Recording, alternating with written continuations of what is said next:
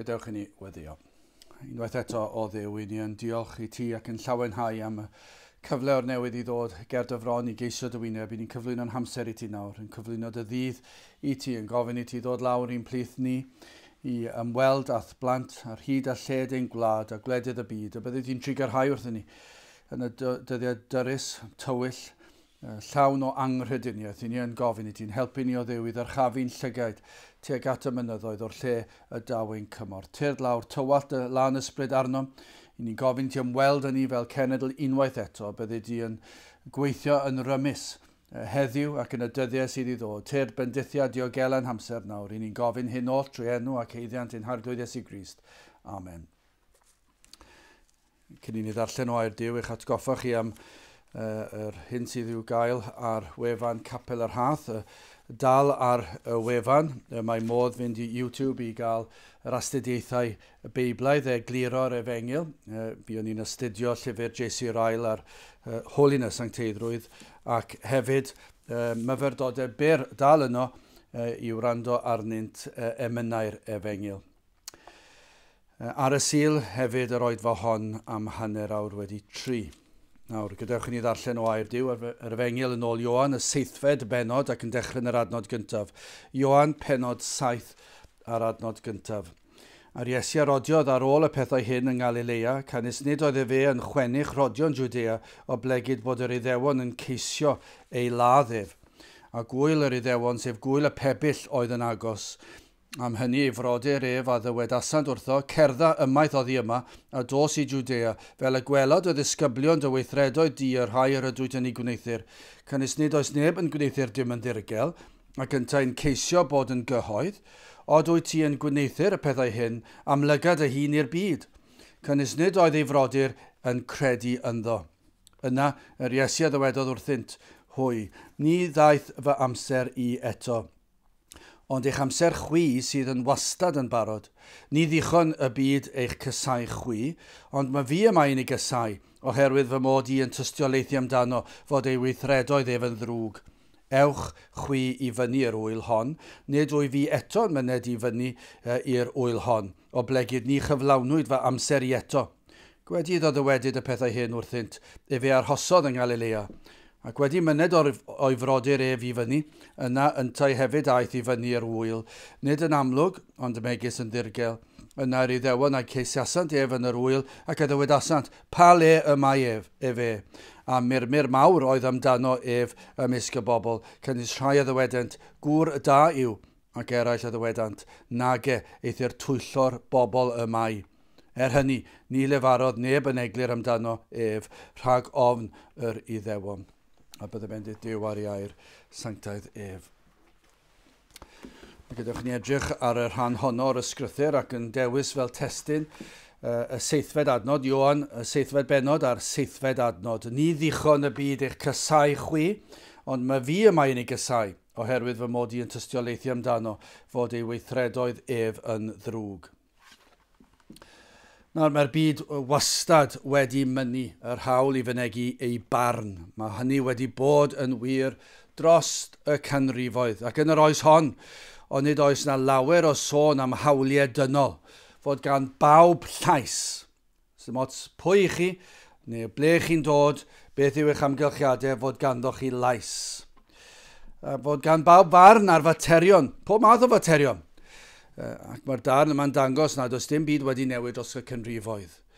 Dyma yw natur dyn, ac wrth gwrs mae yna le ond oes i ddweud y dylse pobl cael eu clywed o dro i dro, a'i barn nhw ac yn y blaen. Ac eto i gyd mae yna rhyw dro bach yn y pwyslais honno ond oes. Mae dyn yn ei lygredd wedi mynd ar hyn sydd yn beth da i fedru gwrando ar farn pobl ac wedi droi ac wedi lygru fe gyda pechod ac yn defnyddio hyn fel esgus mor aml i bechu. Roedd brodyr yr Iesu yma, roedd ganddyn nhw farn pendant. Roedd yr Iddewon oedd yno, yn sicr roedd ganddyn nhw farn. Barn o'r hyn a ddywed yr Iesu a'r hyn a wnaeth yr Iesu.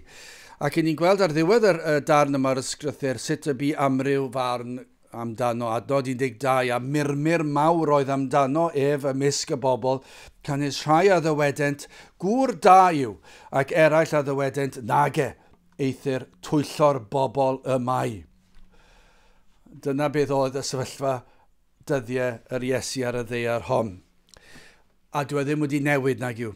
Cymaint o safbwyntiau heddi am yr Iesu. Petai chi'n siarad gyda nifer o bobl, petai chi'n siarad 10 o bobl, 100 o bobl, mi fyddech chi'n siarad 1000 o bobl, mi fyddai bron pob un o'n nhw gyda rhyw farn wahanol am yr Iesu. Cymaint o safbwyntiau am y reswm y dath yr Iesu i'r byd. Cymaint o safbwyntiau am yr hyn yw gwaith yr eglwys. Yr hyn y sefydlodd yr Iesu. Ac yn ni'n ei weld heddi, mae'r hyn y mae pobl yn meddwl yw swyddogaeth yr eglwys wedi hen ddirywio o'r hyn oedd yn yr ysgrythur. Mae'r safbwyntiau wedi lygru dros y canrifoedd ac yn ni nawr yn gweld dros canrif ers diwygiad. Ac beth ni'n gweld? Pryn i chi'n gweld unrhyw beth sydd yn debyg i'r eglwys yn y Testament Newydd. Gymaint o safbwyntiau. Ac mae'r mwyafrif o'r safbwyntiau hyn yn dod â galonau sydd yn bell o'r arglwydd. Dyna pham. Yn bell o ewyllus yr arglwydd. Nid yw'r llawer dros y blynyddoedd, falle cyfnodau diwygiad, lle oedd yr eglwys wedi dod nôl at yr Efengil ac wedi deall hi. Ac wedi profi gras yr arglwydd. Ond wrth i bob degawd fynd yn ei blaen, y dirywiad yn dod i fewn ac i chi'n gweld yr ymbellhau o'r hyn y dylse Cristion fod a'r hyn y dylse'r eglwys fod. Ac mae'r safbwyntiau nawr yn dod yn eang ac yn agored ac yn mynwesu llawer o bethau. Hynny yw safbwyntiau ddaw o galonau cnawdol, crefyddwyr cnawdol. Ond nid dyna oedd y broblem adeg yr Iesu. Sdim byd wedi newid, i ni'n gweld yr un yw'r broblem a fi oedd adeg yr Iesu, yr oedd y brodyr yma wedi camddeall, yr oedd yr Iddewon yn sicr wedi camddeall. Felly yn gyntaf, hoffwn ni edrych ar crefydd cnawdol, ac yna sofraniaeth dwyfol yn ail, ac yn olaf ymateb dyn. Wel, yn gyntaf, y crefydd cnawdol yma. Yr oedd yn sicr adeg yr Iesu fan hyn gyda'r brodyr, yr oedd y cyfnod i ni'n disgrifio fan hyn yn gyfnod cyffroes iawn. I chi'n edrych ar yr ail adnod. A gwyl yr Iddewon, sef gwyl y pebyll, oedd yn agos. Cyfnod o ddathlu mawr. Chi'n gallu dychmygu pobl yn dechrau mynd yn gyffroes, fod yr wyl yn agosau.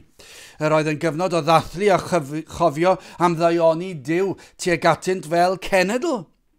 Roedd adeg yr Hydref, felly ydych chi ddychmygu falle mis Awst, falle bod yr ymbaratoi yn dod, y teuluoedd yn dechrau gwybod bod yna rai yn mynd i fynd o'i plith nhw ar yr wyl, ar y bererindod yma, ac yn edrych ymlaen. Pob math o drefniadau yn digwydd. Adeg i ddiolch am y cynheuaf, i ni fel Cymru yn dydyn ni gyda'r traddodiad yna, adeg y cynheuaf, i ni'n agosau at y fy nawr.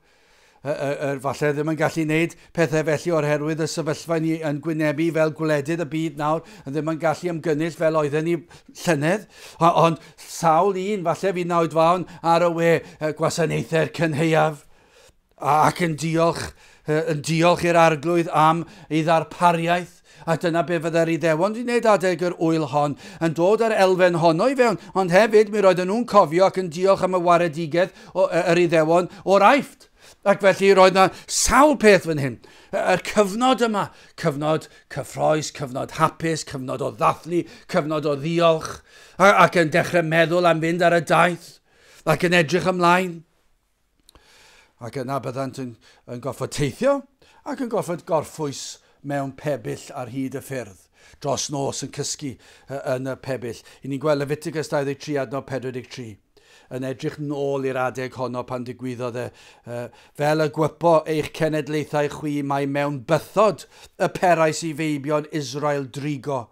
Pan ddygais hwynt allan o dir yr Aifft, mae fi yw yr arglwydd eich Duw. Ac felly, wrth iddyn nhw deithio o'r Aifft, yr oedden nhw'n aros mewn bythod.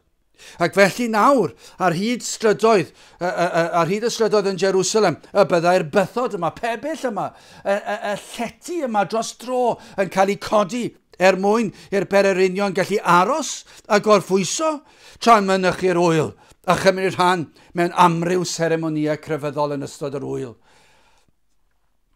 mi'n siŵr, mi roedden nhw'n gyffroes. Byddai'r pebyll yma'n atgof o'r olygfa welir y dyddiau a fi, yn y dyddiau fi tra'n yr anialwch. Mi fydden nhw'n cofio beth nath eu cyn-dadau nhw, wrth iddyn nhw fynd trwy'r anialwch tuag at wlad yr addewid, ac yn dod allan yn ddiogel o ddwylo a chrafangau reifftiaid, ac yna trwy'r môr coch, ac yna ar eu teithio, ac yn dilyn y gwmwl, ac yna bydden nhw yn gwybod eu bod nhw'n saff, a bod yr arglwydd yn eu harwen nhw, ac yna bydden nhw'n codi y bythod yma, y pebyll yma, a mannau orffwys, ac felly wrth ddod i'r wyl i gofio hynny, mi fydda'r pebyll yma, wyl y pebyll, mi fydda'n atgoffa nhw, a mi fydda'n nhw'n mwynhau, a bydda rhywbeth cyffroes yn mynd i gysgu mewn un o'r pebyll yna dros nos, siwr o fod. Ac yma mae brodyr yr Iesu. Doedden nhw ddim yn deall pam noed yr Iesu am fynd gyda nhw pryd ni. Doedden nhw ddim yn ei ddeall. Adnod gyntaf, a'r Iesu arodiodd ar ôl y pethau hyn yng Galilea, cynnes nid oedd fe yn chwennu'ch rodion Jwdea, o blegyd bod yr Iddewon yn ceisio ei laddef. Nawr, roedd yr Iesu'n gwybod i'r resymau pam nad oedd e am fynd. Ond oedd y brodyr, doedd ei frodyr aelodau o'i deulu fe ddim yn deall. Adnod 3 a 4, grandewch ar hyn. Am hynny, ei frodyr fydda wedi asand wrtho, cerdda ymaith oedd hi yma, a dos i Jwdea, fel y gwelo. Chi'n gweld, mae hyn swnio'n dda yn diwe. Mae'n swnio fel bod nhw yn dymuno'r gorau. Fel y gwelod y ddisgyblion dyweithredoedd i yr rhai dwyd yn ei gwneithir. Fe gewn nhw weld, mae yna gyfle fan hyn. Canis nid oes neb yn gwneithir dim yn ddirgel, ac yntau'n ceisio bod yn gyhoedd. O dwyt ti'n gwneithir y pethau hyn am lygad y hun i'r byd. So fel yr oes yma, dydy. Dim byd wedi newid, fel hyn oedd y brodyr yn ei weld e. Roedden nhw mewn penbleth. Yr Iesu yn gwneud gweithredoedd yn sicr yn tynnu sylw. Ac eto, os oedd e'n fodlon gwneud gweithred fel yr oedd e wedi, ac bydd yr weithred honno'n sicr o dynnu sylw at o'i hun, os yw yn gwneud e mewn rhyw fan ar lle, pam nad ma'n teisio ar ei wneud e yn yr wyl, o flan yr Iddewon, o flan i ddisgyblion, a mi fyddai ddisgyblion yn cryfhau ac yn cael eu calanogi. Ma'n teisio ar y cyfle gorau oll i gael dy weld, cyfle gwych i gael dy lanwad enfawr. Dyma i chi, mae ar blat yn diwe. Dyma i chi oedd y cyfle o sodi'r fwyaf ar blat os fi oedd na un. Byddai yn gallu creu'r fath argraff yno. Nawr, mae yna elfen o gwestiynau'r Iesu gyda'r brodyr. Os wyt ti'n gwneud y pethau hyn, profod y hun i bawb te. Os yw'r pethau ma'n iawn, profod y hun. Mi roedd y brodyr yn frwdfrydig i fynd i'r wledd. Llawn cyffro. Adnod 8.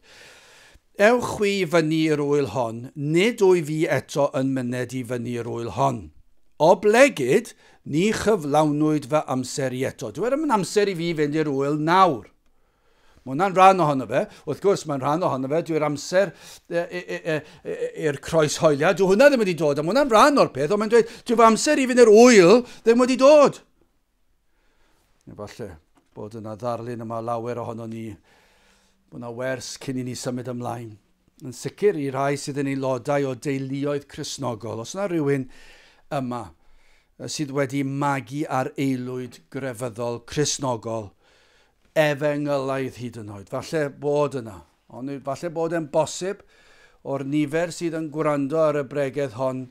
Efallai bod yna rai sefyllfaoedd, dwi ddim yn gwybod, ond efallai bod yna deulu, efallai bod yna blant, neu efallai bod yr rhieni yn dod yn y categori yma, yn cofio nôl i'r adeg yma, sef yn mynychu rhyw wyl fawr grefyddol. Ni wedi wneud e fel Cymru yn dydyn ni. Cynadleddoedd, gwersylloedd, ni wedi bod yn rhan o'r rhain yn do, ac maen nhw'n gyffroes.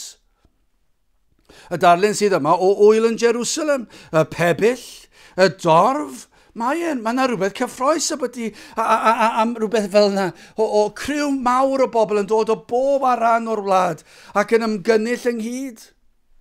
O'r sawl gwaith ni wedi profi teimladau tebyg. Yn edrych ymlaen at yr haf efallai pan fydda yna rhyw gynhadledd, neu efallai bod yna gynhadledd rhyw adeg arall o'r flwyddyn, neu rhyw wersyll i ni mynd iddo. Falle ni wedi bod yn mynd i wersylloedd Cristnogol lle mae yna bobl ifanc o'r un hoedran â ni, yn mynychu ac i ni'n llawn cyffro, falle bod ni'n dechrau pacio'r bagiau misoedd cyn, a ni wedi dechrau llythyru pobl, ac wrth gwrs, falle yn yr oes yma, dydych chi ddim yn llythyru, falle nawr, yn gallu anfon neges destun, a bod yna grwpiau ar y WhatsApp yma, ac yn dweud, wyt ti'n dod i'r gwersyll, wyt ti'n dod i'r gynhadledd yma, wyt ti'n mynd i'r wyl yma, wyt ti'n mynd i ddod i fan hyn, fydd e'n wych, fydd e'n hyfryd, ac i ni'n edrych ymlaen, fel rhain yn mynd i'r pebyll, gallu cysgu dros nos mewn pabell, efallai mae yna rhyw wersyll, lle mae yna bebyll yn y cwestiwn, neu falle rhyw stafelloedd mawr a sawl gwely yna, gallu mwynhau, aros i fyny'n hwyr yn y nos, ac yn cael lot o gyffro, lot o hwyl, chwarae gemau. Mwynhau cwmnïaeth Cristnogol hyd yn oed, a falle bod hwnna'n wir. Cwrdd â ffrindiau sydd yn dod o deuluoedd Cristnogol, ddim yn dweud bod nhw'n Cristnogion, a falle o leia o dan dylanwad Cristnogion. Lot o resymau pam ni'n mwynhau sefyllfaoedd tebyg. Yn sicr o ran y profiad personol i fi, mwyn dwlu mynd. Doedd dim gwrthwynebiad felly i'r fengil ddim yn Gristion. Ond y mwynhau'r elfen o cwrdd â ffrindiau yn gallu mynd i chwarae gemau, chwarae pêl-droed, chwarae criced, tennis bwrdd, yna chwarae pob math o bethau, ac hefyd yn mwynhau'r cwrddau i bwynt. Falle ddim yn gwrando ar bob gair o'r neges, ond falle i raddau, ddim yn neud yn amlwg doeddwn ni ddim yn gwrando, ond yn gwrando sicr yn licio canu, dwlu ar y canu, a mwyaf bobl oedd na rhyw emosiwn yn y peth, ac o'n i'n dwlu arno fe, a'r canu'n uchel, ac falle oedd na ambell i dôn, o'n i'n licio fwy nag ambell i dôn arall, ac yn dwlu pan oedd rhywun yn dewis yr un yna, ac oedd na rhyw wefr falle, ac o'ch chi'n teimlo, oedd hwnna'n brofiad crefyddol, nes i fwynhau'r dôn yna, nes i fwynhau'r geiriau yna, a mwynhau cwmnïaeth Cristnogol, efallai o dod o'ch cefndiroedd chi, falle yn yr ysgol, ac falle yn clywed rhegi, ac anghrediniaeth, ac yn gwybod falle bod hwnna'n anghywir, ond ddim yn deall pam, ond yn teimlo'n gyffyrddus yng nghwmnïaeth y capel ac nawr yn yr wyl, yn y gwersyll. Ni wedi cael yr un math o brofiadau byddai'r rhain yn ei fwynhau. Yn sicr byddai mwynhau y brodyr yma, y mwynhau'r cyfarfodydd oedd yn dod, yr Iddewon yma, y mwynhau'r seremonia crefyddol. Mae'n diwedd hawdd mwynhau'r elfen allanol, y bwrlwm, y cyfarfodydd, y sgwrsio, y gweithgareddau, y canu, y trafod. Mae yna rhyw gyffro yna fe, ac os nad ydyn ni'n wrthwynebus i'r peth o leia yn allanol, mae yna rhyw gysur yn y math yna beth. Mae yna rhyw deimlad o ddiogelwch, ac yn enwedig yn ein hoes ni. Pan i ni mor gyfarwydd bob dydd i weld anghrediniaeth. Ond yna falle unwaith, dwywaith y flwyddyn yn cael dod ynghyd, yn ran o ryw achlysur lle mae llawer o'r un gred i fod yn dod ynghyd. Dyma beth sy'n codi braw. Adnod 5. Y brodyr yma oedd yn edrych ymlaen i fynd i'r wyl, yn eiddgar i fynd i'r wyl, yn credu dyma gyfle i lwyddo. Fe geith pobl weld y weithredoedd di. Ac mae yna rhyw elfen yma o gymhelliau crefyddol, eisiau daioni, ar y wyneb yn edrych felly, yn edrychwch ar adnod 5, canis nid oedd ei frodyr yn credu ynddo. Nid oedd y brodyr yn mynychu'r wyl am y resymau cywir, fel yr Iddewon. Doedden nhw ddim yn mynychu am y resymau cywir. Crefydd allanol oedd gan yr Iddewon, cnawdol oedd ei crefydd hwy, ac os oedden nhw'n credu mai Crist oedd y Meseia, yna un cnawdol byddai'r Meseia hwnnw. Ac os iddo gael ei ddyrchafu felly, byddant hwythau hefyd yn derbyn safleoedd o bwys. Os, a mae yna cwestiwn ar yr os, mae yna bwynt ar yr os, dydyn ni ddim yn sicr o hyn os oedd y brodyr yr Iesu yn credu mai ef oedd y Meseia ar y pryd yma, ac os oedden nhw'n credu mai fe oedd y Meseia, yna'n sicr un cnawdol oedd hwnnw. Ac felly, roedden nhw'n gwybod fydda yna bosibilrwydd y bydden nhw hefyd yn cael ei dyrchafu i safle o bwys. Os fydda'r Iesu'n llwyddo, a mwy o dorf yn ei ddilyn, mi fydden nhw'n cael eu cydnabod hefyd. Mi eisiau bod yn ofalus yn does. Nad yw ein crefydd ni yn un cyfleus yn un sydd yn un siwtio ni, yn un sydd yn peri bod ni yn cael mwy o sylw, yn ni yn cael fwy o statws. Gai ofyn, pam i chi mwynhau mynd i'r cwrddau? Pam i chi mwynhau mynd i gynadleddoedd a mynd i wersylloedd? Pa elfen i chi'n ei fwynhau fwyaf? Ac yn enwedig fel yr ifanc. Ac mor dda yw ac yn ei llawenhau os ydyn nhw eisiau mynd ac bod yr efengyl yn cael ei chyhoeddi yna, ac bod addoliad yn wir addoliad, ac yn ei llawenhau bod nhw'n mynd ac yn cael cyfle yna, ac mae'r elfen hynny, mae'n elfen hyfryd am y peth, ond oes. Ond rhaid gofyn, os mae dyna i gyd yw dwi ddim yn ddigon. Dwi ddim yn ddigon i chi fwynhau mynd. Gallwch chi fwynhau mynd a fod yn gyffyrddus yna ac yn hoffi fe ac yna parhau ac eto dal ddim credu ac yna fe allwch chi cael eich galw nôl i fod yn swyddog a dal ddim fod wedi cael profiad o ras Duw, ond i chi yn y pethau, i chi wedi cael eich magu, i chi ddim wedi gwrthod ac i chi'n tyfu lan ac i chi dal i fynd ac nawr falle'n arwain ac onid oes na beryg bod na rhai dal heb ddeall. Dyma oedd y peryg fan hyn. Ydych chi'n symud ymlaen yn ail sofraniaeth dwyfol. Yr hyn a ddysgwn y mam y brodyr, mae yn wers mor bwysig. Mae'n hawdd meddwl fod y sawl sydd yn freintiedig ym mhethau Duw, bod nhw yn sicr o ddod i gredu. Dwi ddim yn gweithio fel yna gyw. Y llawer heddiw efallai yn dweud, cymaint haws byddai credu'r efengyl petaint yn byw yn y Iesu Grist. Ac bod nhw'n gallu weld a'i glywed a'n gallu profi'r wefr o weld ei wirthiau. Hawdd meddwl felly yn dywe. A gallu profi'r emosiwn o rando arno'n pregethu. Petai falle bod rhaid yn dweud, petawn ni dim ond yn gallu bod na pan oedd yr Iesu'n pregethu. Mi fydden ni siŵr o fod yn credu. Geto'r hyn i ni'n weld oedd yr Iddewon. Roedden nhw wedi profi pregethu'r Iesu. Roedden nhw wedi gweld i werthiau ac roedden nhw'n ei gesau. Dal heb gredu. Brodyr y Iesu, brodyr Crist ei hun. Nid oedden nhw bryd hynny yn credu ynddo. Roedden nhw wedi weld fel un ifanc. Roedden nhw wedi weld a profi wedi dogedd wedi gweld ei weithredoedd ac eto doedden nhw ddim yn credu. Ond nid yw hyn yn datgan sofraniaeth Duw mewn achubiaeth. Does dim ffoi o'r arthrawiaeth yma drwy gydol yr holl ysgrythyr. Mae'r arthrawiaethau yma'n ymarferol hefyd yn ein bywydau ni, y mywydau rhai o'n cwmpas ni. I ni gweld sofraniaeth Duw, etholedigaeth. Mae y troi'r ysgrythyr i gyd, does dim gwadi'r peth. Os ych chi'n gwadu etholedigaeth, wel, cystal i'ch chi daflu'ch Beibl mas drwy'r ffenest. Gwastraff amser yw eich crefydd chi.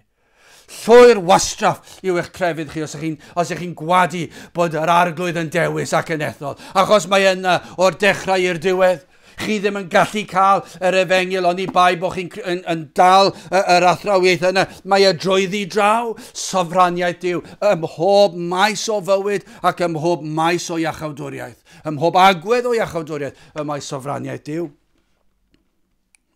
Mae'r darn yma'n datgan yn diwedd, dallineb dyn. Bod dyn yn farw yn ysbrydol, yn ddall. Mae'r darn yma'n datgan sofraniaeth Duw. Mae'r cyfan yma, nid yw dyn byth yn mynd i gredu'r Beibl. Falle bod yna rhywun sy'n gwrando nawr, sydd wedi magu ar aelwyd Gristnogol, allai ddweud hyn i chi, fyddwch chi byth yn credu'r efengyl. Yn eich nerth eich hun. Fyddwch chi byth yn dewis credu'r efengyl. Falle newch chi ddewis neu proffes, mae hwnna'n fater gwahanol. Dyw hwnna ddim yn dod yn Gristion. Falle dewiswch chi yr efengyl. Falle dewiswch chi dilyn Crist. Falle dewiswch chi yr efengyl o ran cynllawiau bywyd. Falle newch chi wneud hynny. Nid yna beth ni'n sôn amdano. Nid yna beth mae'r ysgrythyn yn sôn amdano.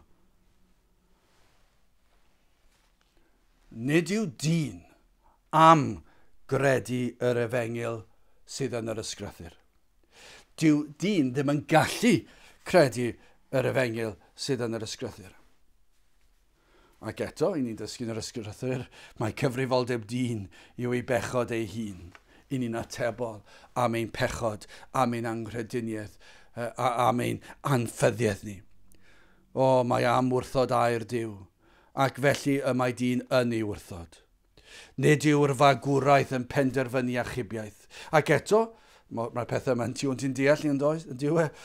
Ac eto, ceir cyfrifoldeb ar rieni i fagu eu plant yn glyw'r efengyl, o dan ddylanwad yr efengyl. Ac eto, nid yw achubiaeth nhw yn ddibynnol ar y rieni. Ac am weld, mae gras yw y cyfan. Ac eto cyfrifoldeb dyn, mae'r pethau ma'n ddyrus, ond mae'r rhaid cadw at yr ysgrythyr. Sofraniaeth Duw yw'r cyfan.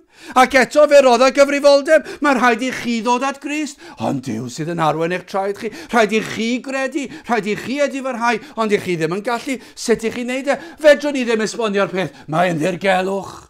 Mae'n wirthiol, ond yr unig beth ni'n gallu dweud pan i chi'n dod yn Gristion, i chi'n ei ddeall e, i chi wedi profi fe, i chi'n profi sofraniaeth Duw, ac eto i gyd i chi wedi credu. Pam i chi wedi credu? Mae'r rhodd gan Duw.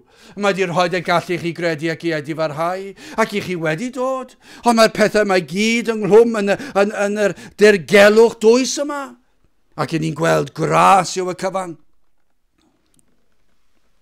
A mae cael weld nid oedd brodyr yr Iesu, yr holl freintiau, yr hyn oll y gwelsant ac a brofant, ac eto ni ddeallant, doedden nhw ddim yn deall.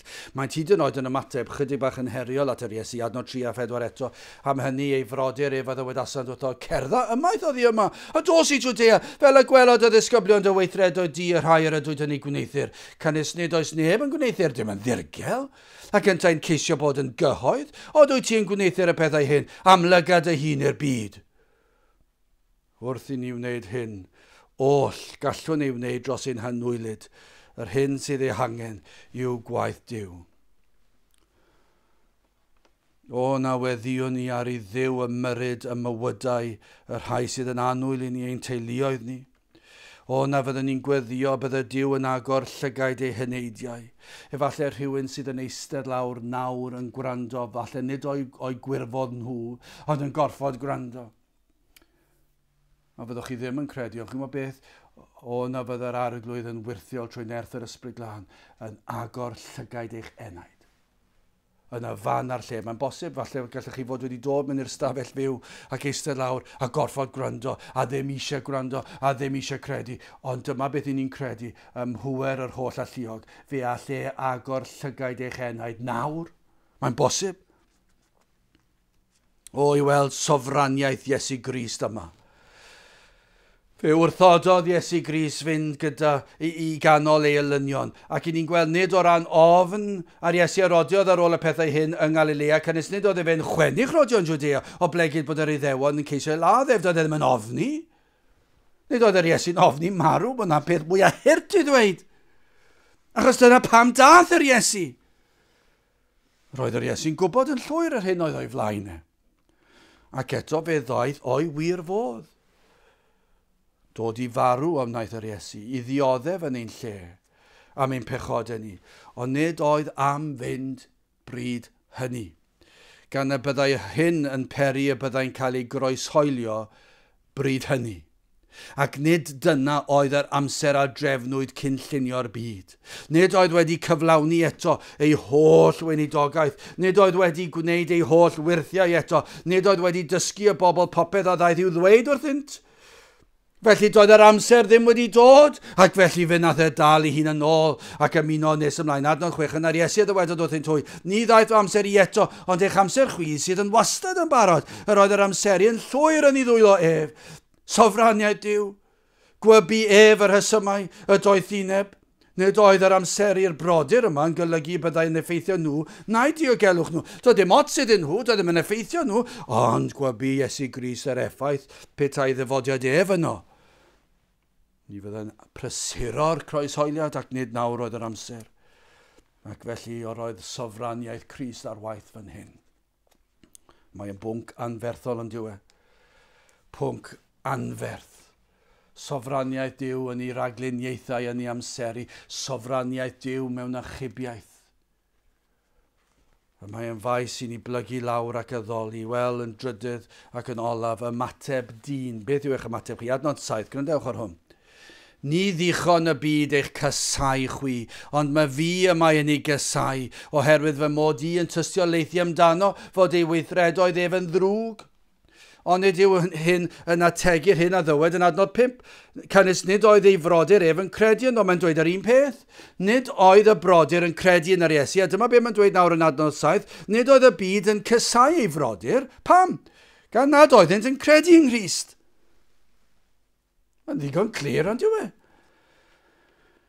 Does dim ots pa mor agos at Grist. Does dim ots pa mor grefyddol oeddent, gan nad oeddent yn eiddo i Grist yn yr ystyr ysbrydol, gan nad oeddent yn eiddo i Grist pryd hynny, yn rhan o'i deyrnas ef pryd hynny, ni fyddai'r byd yn ei cysau nhw pryd hynny. Pam? Gan ei bod nhw o'r byd. Yr oeddent yn eiddo'r byd, ac felly yr un drwg. Ond byddai'r byd yn gwrthod Iesu Grist a'i bobl.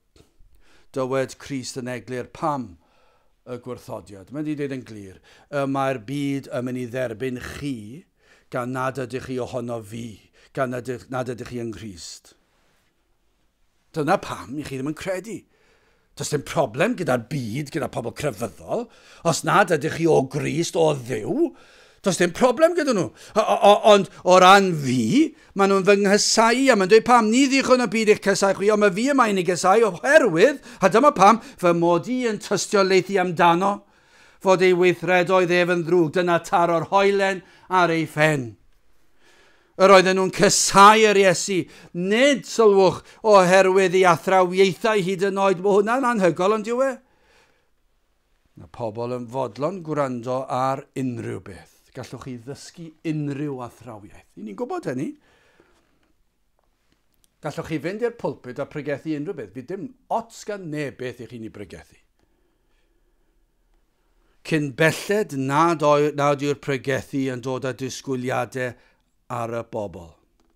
Cyn belled a disgwyliadau sydd ddim yn dderbyniol i chi. Ac os ych chi yn y tywyllwch, os ych chi dal yn eich pechod, fydd unrhyw ddisgwyliadau yn y goleuni yn wrthyn i chi.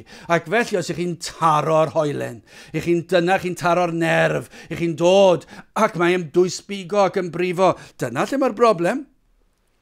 Cyn belled nad oes cyfeiriad bechod, gallwch chi gyfeiriad bechod pobl eraill, ond os newch chi gyfeiriad fy mhechod i, yna fydd na wrthwynebiad. Yr eiliad mae'r neges yn condemnio'r dyn, yr unigolyn, yna ceir atgasedd. Felly allwch chi bregethu pregeth yn erbyn pechod, a fydd elfen o'r gynulleidfa draw fyna yn dwlu ar y bregeth, achos chi wedi cyffwrdd ar rhywbeth sydd yn berthnasol iddyn nhw. A does dim problem gyda chi da'r bregeth, i chi hyd yn oed yn fodlon diolch i'r pregethwr ar y diwedd. Ond falle'r sil nesaf fydd y pregethwr yn pregethu rhywbeth sydd yn taro'r nerf i chi. Ac i chi ddim yn licio fe dim mwy. Falle bod chi'n ysgyrnygu wrth i'r pregethwr bregethu. Falle pan os yn yr oedfa yn y capel, falle pan ddim mas yn gwrthod siglo i lawe. Falle yn edrych i ffwrdd. Achos mae yna rhyw nodyn wedi cael ei daro a chi ddim yn ei licio fe.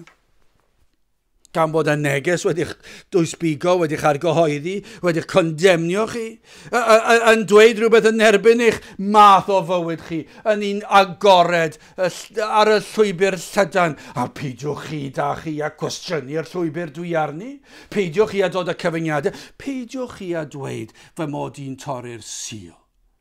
Peidiwch chi a cwestiynu fy mod i yn mwynhau cwmni'r byd yn y dafarn ac yn ymwneud â beth maen nhw'n wneud, yn yfed beth maen nhw'n wneud ac yn chwerthin oherwydd dylanwad ar alcohol. Peidiwch chi a cwestiynu hynny achos unwaith i chi wneud hynny na fe i chi neithafol i chi dros ben llestri, ni ddim yn licio hynny. Peidiwch chi a cwestiynu'n haddoliad ni bod e fel y byd a bod bandiau a gitars a drymniau a bod pawb yn dawnsio lan y lawr. Peidiwch chi a cwestiynu hynny achos yr eiliad chi'n cwestiynu hynny chi wedi taro nerf. Os oes datgelu pechod, neu ragrydd, neu falchder, os oes yna bregethwr yn pregethu, falle bod chi'n falch am eich proffes chi. A bod hwnna di'ch ysgwyd chi tipyn bach. Chi ddim yn licio'r pregethwr dim mwy. Chi cael gwrthwynebiad. Nid oedd ots.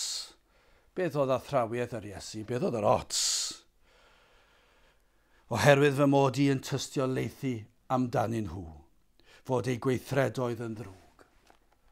Yr eiliad y mae'r geiniog yn syrthio i'w le, bod eich gweithredoedd chi yn ddrwg, bod eich crefydd yn llawn balchder, bod eich proffes yn wag, bod eich bywyd yn fydol. Yr eiliad i chi wedi sylweddoli mai dyna'r neges. O, dwi ddim eisiau efengil fel yna. Nid dyna'r efengil yr unfed ganrif ar 20. I ni wedi hen fod yn eiddio. I ni wedi hen dod o'r math yna beth. Ac i ni'n dweud, edrychwch, mae eisiau ni drod. Mae'r capel yn wag, mae'r eglwys yn wag. Mae eisiau ni fod yn eiddio er mwyn dod â pobl i fewn. Mae nhw'n anghofio beth oedd ar adegau pan deithbwyd â pobl i fewn. Dan nerth yr ysbryd glân. Pan oedd yr efengil pur yn cael ei chyhoeddi. Dan bwer yr ysbryd glân. Ond nawr, maen nhw'n meddwl, na, fe newn ni wneud e lan i'n hunan, fe newn ni greu'r emosiwn, fe newn ni ganiatáu pob math o fydolrwydd mewn. Ac wrth gwrs, fi dim atgasedd i gael treina gan y byd. Doedd dim hyn o dots fod yr Iesu'n honni fod yn fyseia.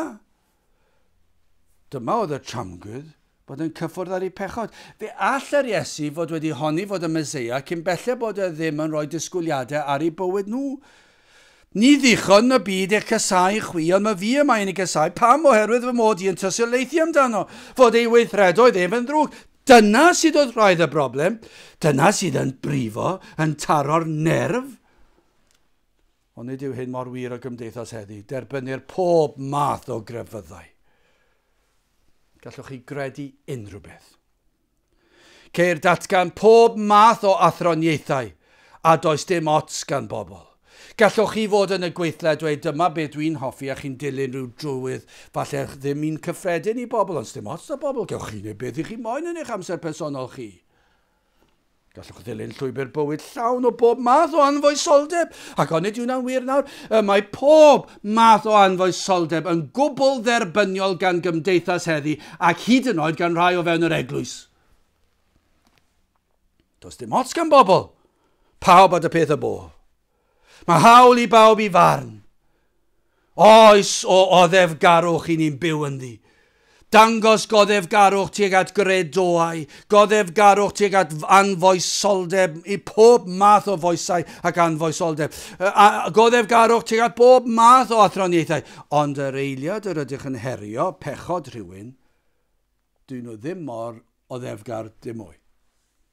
Tuag at y rhai sydd yn sefyll yn erbyn pechodau. Be chi'n cael yw atgasedd, erledigaeth, gwrthodiad, hyd yn oed o fewn cylchoedd efengylaidd. Goddefgarwch o fewn cylchoedd efengylaidd yw popeth, yma. Goddefgarwch, cariad, dangos gras.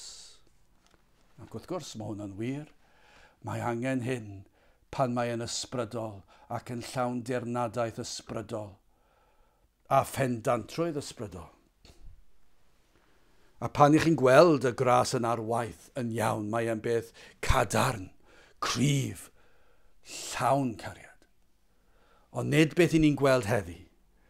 Mae'r goddefgarwch yma yn cael ei ddisgrifio, i ni'n raslon, ond beth yw e? Yw goddefgarwch tuag at bechod, bydolrwydd, dyna beth yw e. Ac dyw'r rheini sydd yn mynnu gwthio'r neges honno, nhw yw'r rhai sydd ddim yn dangos goddefgarwch tuag at y rhai sy'n pregethu negeseuon fel hon, fel J.C. Ryle, a'r sancteiddrwydd, ymwahaniad o'r byd. Dyw pobl yna sydd yn pregethu goddefgarwch ddim yn dangos goddefgarwch tuag at pobl fel J.C. Ryle, a Spurgeon, a Dr. Martin Lloyd-Jones. Na, maen nhw'n sefyll yn erbyn rheini. Dyma yw'r broblem, sancteiddrwydd yw'r broblem. Dyw'r byd ddim yn hoffi sancteiddrwydd, nid yw'r hoffi unrhyw beth sydd yn datgelu ei pechod a rhoi disgwyliadau o sancteiddrwydd. Os oes rhoi cwestiwn ar fydolrwydd, yna ceir atgasedd a gwrthodiad. Os oes na gapel, hyd yn oed capel efengylaidd, yn oddefgar at fydolrwydd a phechod, os yw yn mynd lawr llwybr o addoliad ysgafn a chaniatáu y byd i mewn i'w addoliad, yna ceir derbyniad ar y cyfan. Fi ddim problem fawr fyna. Ond lle ceir athrawiaeth ysgrythurol, addoliad diwiol a pharchus, ymwahaniad o'r byd mewn addoliad a bywyd, yna disgwylir hyn y mae'r Iesu yn cyfeirio ato.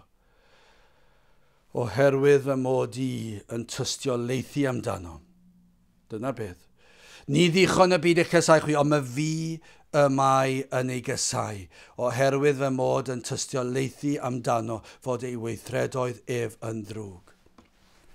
Yn aml, nid oes rhaid dweud dim, y mae bywyd rhywun yn ddigon o argyhoeddiad, ac felly ceir atgasedd. Does dim am rhaid bob tro i Gristion sanctaidd pur i ddweud unrhyw beth y mae'r presenoldeb yn ddigon i ddod ar gyhoeddiad. Y ffaith bod ni ddim yn gwneud rhai pethau, yn gwneud rhai pethau, ddim yn mynychu rhai llefydd, yn mynychu rhai llefydd, ac y mae'r weithred yn aml yn peri. Mae'r goleuni sydd yn dod o'r Cristion ambell waith, yr adlewyrchiad o oleuni Crist yn ddigon i ddod ar gyhoeddiad, lle nad oedd hyd yn oed rhaid i chi ddweud yn byd, a fe fi'n atgasedd. Teg atoch chi. I orffen, gai ofyn y cwestiwn. Beth feddyliwch chwi am Iesu Grist? Sut ych chi'n edrych ar fywyd Iesu Grist? Sut ych chi'n edrych ar ei fywyd sanctaidd a ffyr? A'i gyflawniad o'r ddeddf? Sut ych chi'n edrych ar ei farwolaeth ar y groes? Ydych chi'n edrych ar ei farwolaeth ar y groes fel ei fod yn cymeryd eich cosb chi am eich pechod chi yn eich lle chi? Ydych chi'n edrych ar ei fywyd sanctaidd a ffyr a chadw'r ddeddf? Bod e wedi gwneud rhywbeth nad oeddech chi'n gallu gwneud, ond bod e wedi gwneud erich mwyn chi yn eich lle chi? Fod e wedi cyflawni'r gyfraith? Fod e fe'n berffaith i chi? A'i dyna sut ych chi'n edrych ar Grist? Ydych chi wedi cael profiad yr ysbryd glân wedi agor llygaid eich enaid, a chi wedi gweld eich pechod, a chi ddim yn dadled o fe, chi wedi gweld eich bydolrwydd, a chi ddim yn codi dwrn ato, a chi'n dweud, o, gwai fi, chi wedi gweld eich pechod, a chi wedi teimlo'r euogrwydd fel mynyddoedd byd, yn pwyso'n drwm ar eich enaid, ac yna chi wedi clywed am yr Iesu, fod e wedi cyflawni'r gyfraith yn eich lle chi, a fod e'n cynnig ei glogyn o'i berffeithrwydd a'i gyfiawnder, i orchuddio chi'n llwyr, fel eich bod chi'n berffaith yng ngolwg Duw, yng Nghrist. Ydych chi wedi clywed am ei waed bod chi wedi dod at y groes, at droed y groes, a fod ei waed yn golchi pob staen i ffwrdd, a bod chi wedi derbyn yr hodd o ffydd i ymddiried yn llwyr yng Nghrist. A'r ffaith eich bod chi'n Gristion yw nid oherwydd eich proffes, nid oherwydd bod chi'n licio mynd i'r gwersyll neu'r gynhadledd neu'r capel a bod â ffrindiau, nid oherwydd bod chi wedi gwneud hyn a llall, ond eich bod yn Gristion oherwydd Crist. Ei fod e wedi maddau'r cyfan, ei fod eich golchi chi'n wynach na'r eira, ei fod wedi rhoi ei glogyn o'i gyfiawnder i chi, fod wedi cymryd eich cosb i ffwrdd unwaith ag yn byth, bod wedi taflu eich pechod cyn belled ag yw dwyrain o'r gorllewin. A bod wedi rhoi rhodd o ffydd i chi, y gallu wedi farhau, a'r gallu i bwyso'ch enaid yn llwyr yng ngofal Crist. Ac eich bod yn llwyr ddibynnol ar Grist am iachawdwriaeth. Ai dyna sut ych chi'n edrych ar Grist? O na fyddech chi'n dod ato. O na fydd na rhywun yn dod at Grist heddi. Pam y reality'r efengil yn syrthio i'w le. Sut ych chi'n ymateb? Ond nid dyna'r broblem. Rhai wedi gwneud proffes a wedi mynychu cwrddau cynadleddoedd gwersylloedd dros blynyddoedd maith. Gyda maen nhw'n gwrando'r bregethu sydd yn cyhoeddi'r neges yma, yn clywed neges fel J.C. Ryle, yn gwrando ar Lloyd Jones, yn darllen Spurgeon. A pan maen nhw'n ei glywed falle bod nhw'n ei wrthod achos nhw'n dweud, na, nid dyna sut dwi eisiau byw. Sneb yn mynd i gyfyngu ar fy mywyd i. Neu a ydych chi o'r diwedd wedi gweld eich pechod trwy ras. Ac yn stopio dadlau, ac yn stopio gafael ar eich bydolrwydd, ac eich bod chi'n edifarhau, ac yn dod at y groes, ac yn derbyn y maddeiant a'r golchiad a'r sicrwydd eich bod yn iddo fe. Achos y sawl a ddaw ato e fel hynny, nisbwyr ymaith byth. Fydd e byth yn eich gwrthod chi pan ych chi'n dod fel yna. Fe fydd yn eich croesawu chi. O na fyddech chi'n dod at Grist. Ac yn cael gweld ei fawredd, yn gweld ei rinweddau, a phrofi o'i nerth iachusol a chibol. O na fyddech chi'n cael profi o ras sofraniaeth Duw ar waith yn eich bywyd chi. Falle cyn yr oedfad o dim bwriad gyda chi gredu, ond nawr bod gwirth wedi digwydd. Eich bod chi wedi dod o dywyllwch i oleuni, ac eich bod chi nawr yn iddo ef, yn blentyn iddo ef. Falle bydd y byd yn eich cysau chi nawr. Falle bydd yr eglwys foder yn eich cysau chi nawr. Ond chi'n beth, mae o werth e. Gan eich bod chi nawr yn eiddo i Grist, a fydd e bendithio'n llawer mwy. Fe fydd yna gysur llawer gwell. Fe fydd yr arglwydd yn waredwr i chi, fe fydd yn eich gofalu chi, ac fe fydd yn arwain chi at y nefoedd, yn ddiogel at y nefoedd. O, na fyddwch chi'n dod at Grist, trai fod yn agos, trai fod yn gerllaw. O, na fyddwch chi'n pwyso arno ac yn dod ato a cymeryd yr arglwydd Iesu Grist. O, na fyddwch chi'n pwyso nawr. Ni ddichon y byd eich cysau chwi, ond mae fi yma i ni gysau oherwydd fy mod i yn tystiolaethu amdano fod ei weithredoedd ef yn ddrwg. Gadewch i ni weddio. A nawr bydde di ras ein harglwydd Iesu Grist a chariad Duw a chymdeithas yr ysbryd glân fod gyda chwi o hyd byth. Amen.